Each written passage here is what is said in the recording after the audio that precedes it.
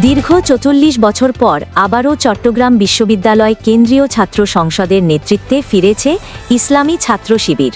সংগঠনটির সমর্থিত প্যানেল সম্প্রীতির শিক্ষার্থী জোটের প্রার্থীরা ভিপি-জিএস সহ ২৪টি পদে নির্বাচিত হয়েছেন। বৃহস্পতিবার ভোর ৪:৩০টায় সপ্তম চাকসু নির্বাচনের ফলাফল ঘোষণা করে নির্বাচন কমিশন।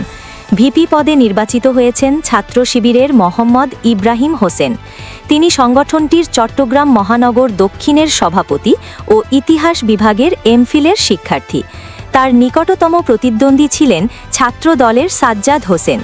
জিএস পদে নির্বাচিত হয়েছেন একই প্যানেলের সাঈদ বিন হাবিব।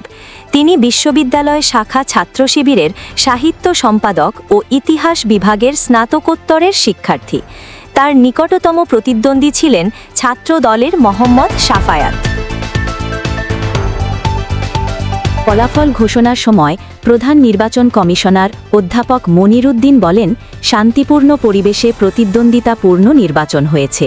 প্রার্থী ও ভোটাররা নির্বাচনে অসাধারণ উৎসব মুখর অংশগ্রহণ করেছেন।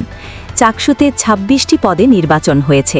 এর মধ্যে শুধুমাত্র এজিএস পদে নির্বাচিত হয়েছেন ছাত্র দলের প্যানেলের প্রার্থী আইয়ুবুর রহমান। এছাড়া সহ খেলাধুলা ও ক্রীড়া সম্পাদক পদে জিতেছেন তামান্না মাহবুব নামের এক স্বতন্ত্র প্রার্থী। এর আগে চাকসু নির্বাচনে শিবিরের সর্বশেষ জয় এসেছিল ১৯৮১ সালে।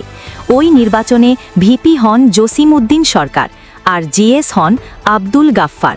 দুজনই ছাত্র শিবিরের বিশ্ববিদ্যালয় শাখার তৎকালীন নেতা। এরপর দীর্ঘ ৪৪ বছর পর শিবির সমর্থিত প্রার্থীরা সেই নেতৃত্বের আসনে ফিরলেন।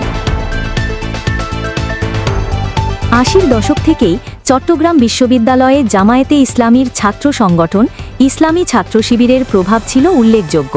তবে ২০১৪ সালে আওয়ামী লীগ সরকারের আমলে ক্যাম্পাসের নিয়ন্ত্রণ হারায় সংগঠনটি। এরপর প্রায় এক দশকের নীরবতা কাটিয়ে গত বছরের ৫ই আগস্ট আবার প্রকাশ্যে রাজনীতিতে ফেরে ছাত্র শিবির। তাদের এই প্রত্যাবর্তনের এক বছর না যেতেই চাকসু নির্বাচনে এমন বিজয় ক্যাম্পাস জুড়ে আলোচনার জন্ম দিয়েছে। এখন পর্যন্ত চাকসু নির্বাচন হয়েছে মাত্র ৭ বার।